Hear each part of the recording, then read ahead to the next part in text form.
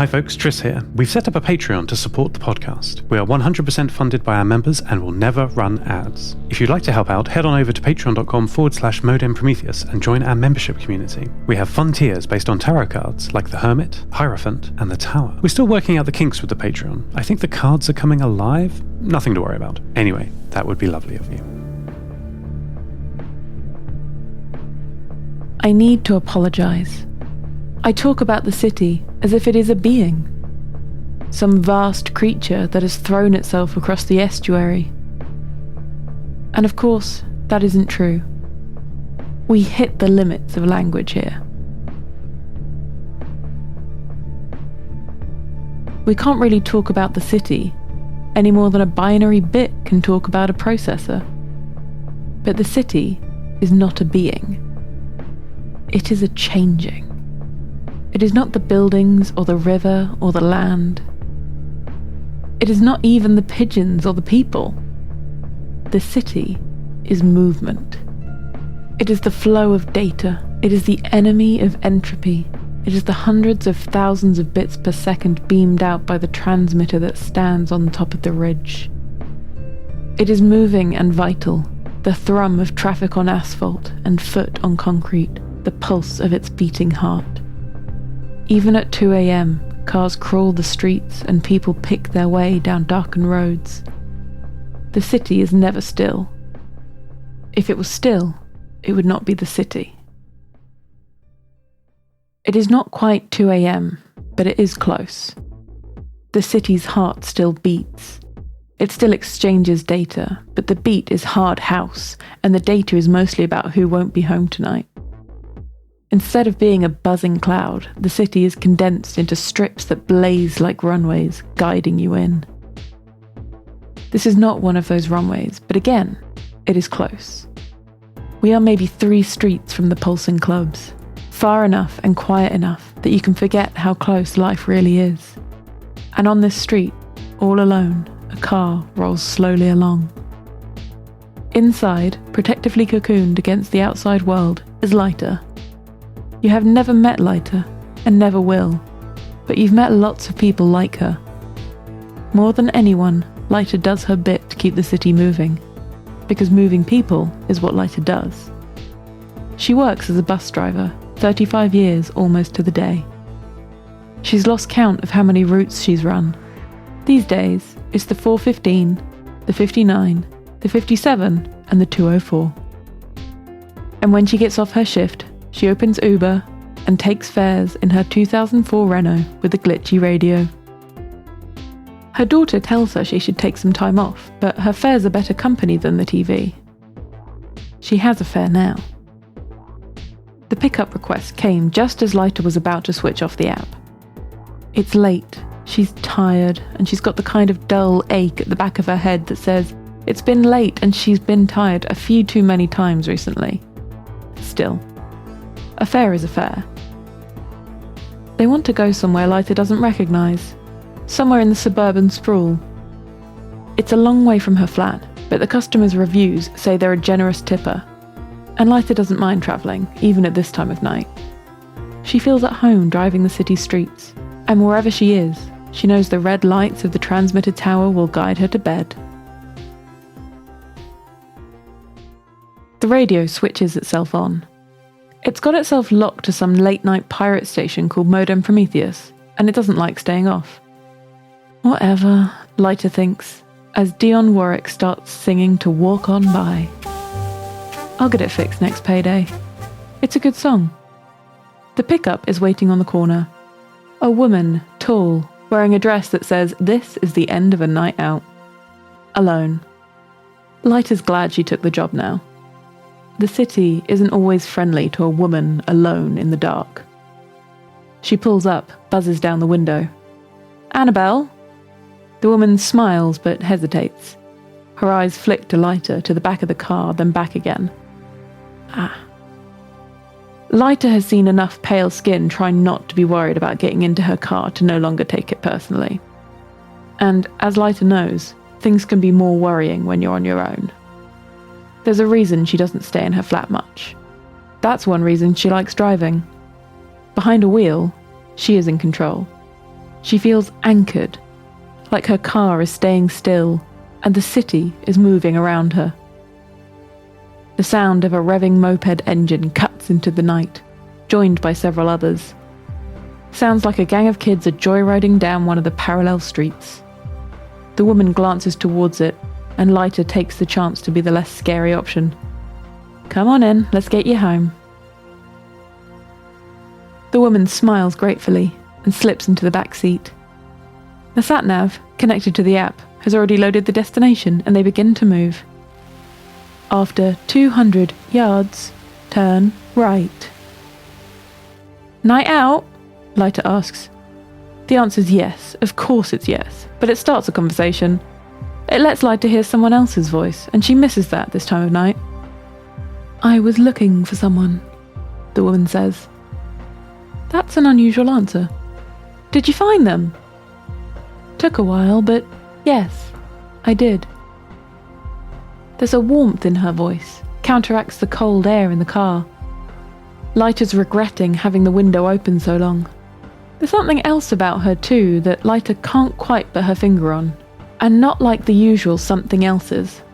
Leiter's had all sorts in the back of her car, things that made her stare at the road and keep her mouth shut, the hairs on the back of her neck prickling like porcupine spines.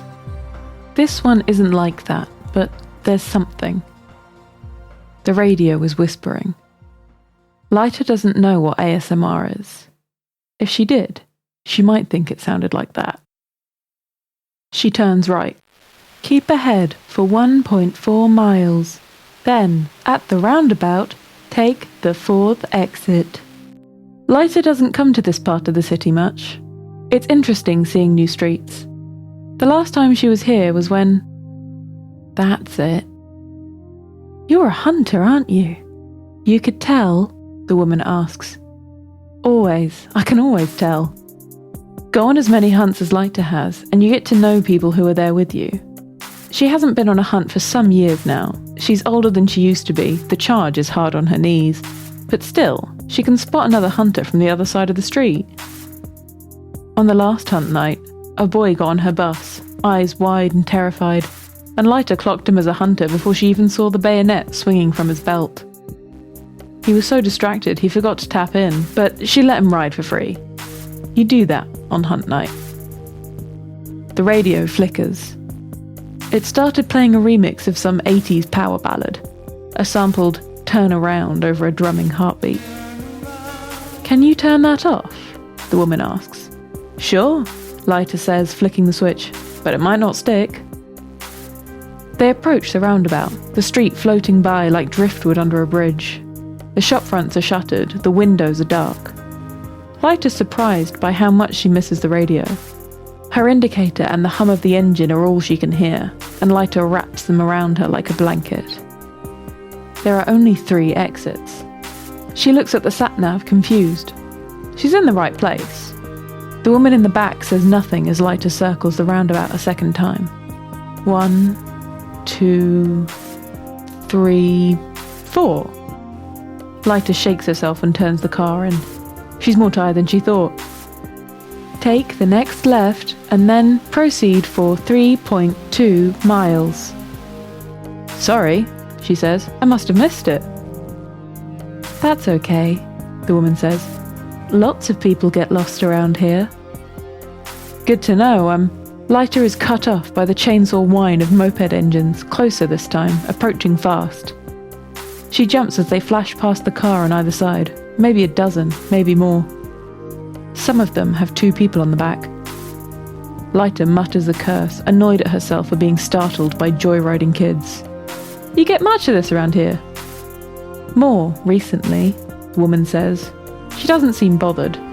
The mopeds zip past and turn off at a junction ahead, some going left and some going right. The woman is silent for another few seconds, then asks, Do you think your daughter still loves you? What? Your daughter. You were saying how she doesn't come and see you very often anymore. I was? Just before the roundabout. Sorry, I don't remember. But do you think she does? Oh yes, of course she does.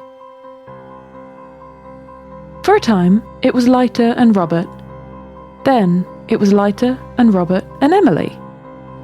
Then it was Leiter and Emily. Now it's just Leiter.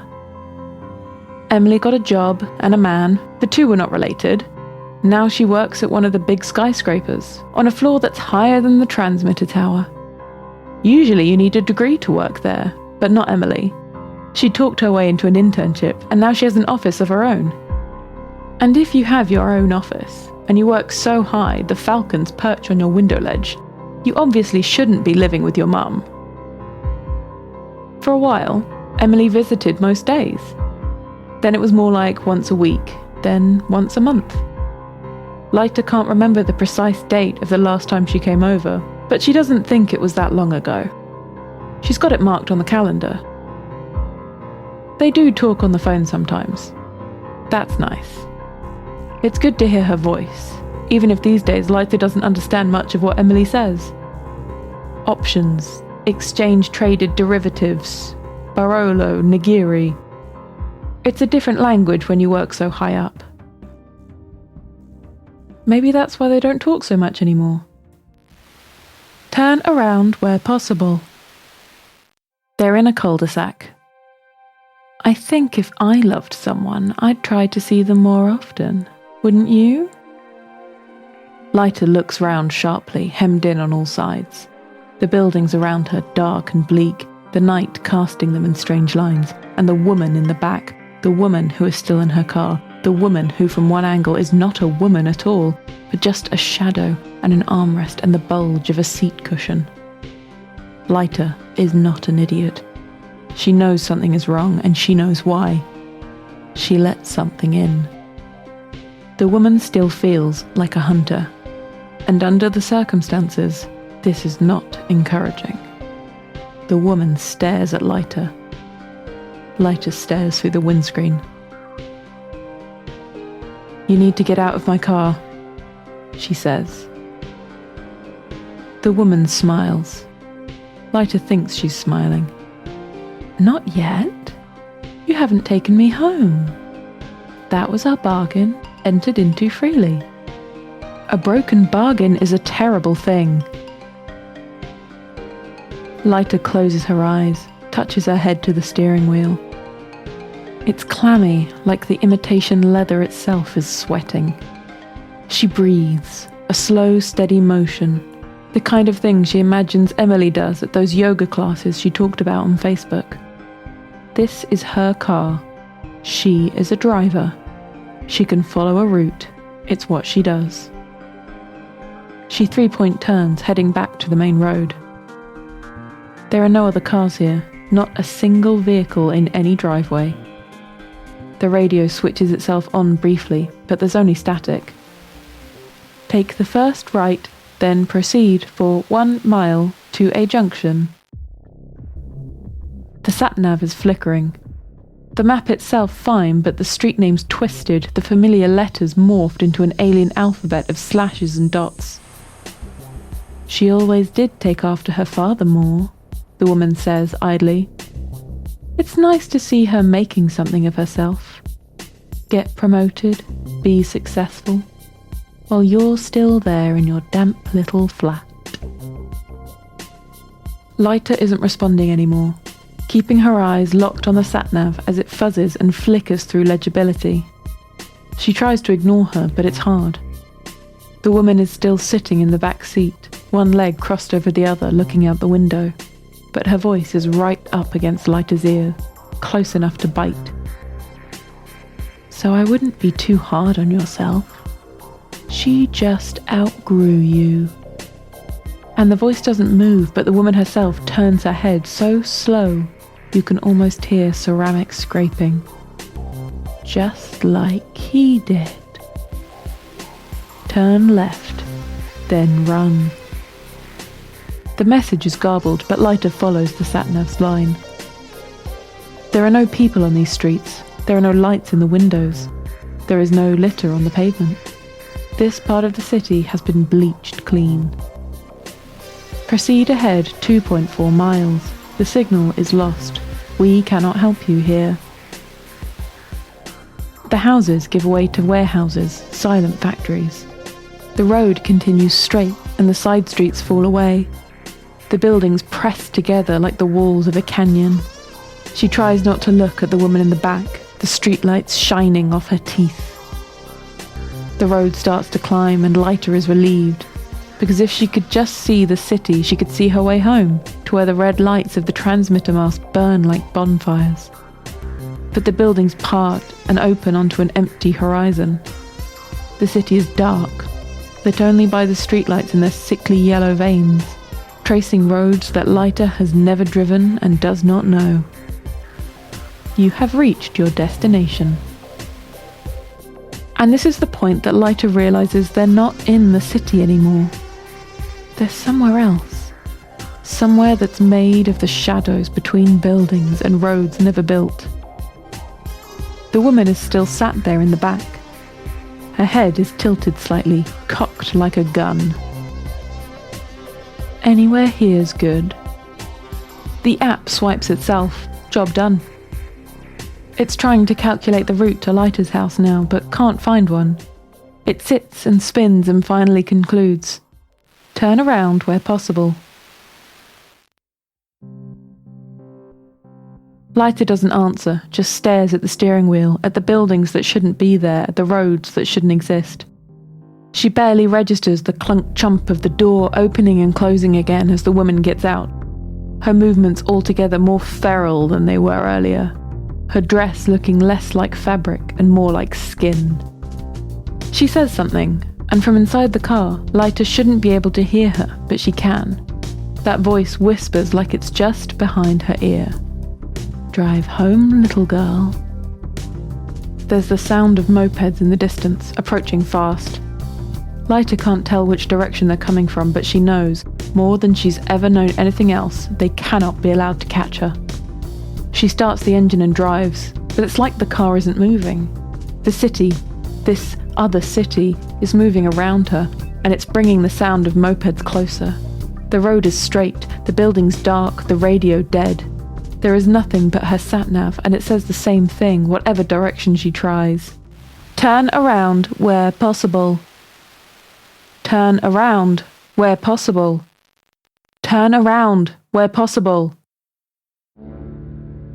Modem Prometheus is written by Neil Murton and performed by Kate Angier, produced and with original music by me, Tris Oaten. Find more of my music at namtao.com and check out my other show, Lost Terminal. Please rate and review the podcast on iTunes, Spotify, or wherever you are listening to this right now. If you like what we do and want to support us, check out our Patreon at patreon.com/Modem Prometheus.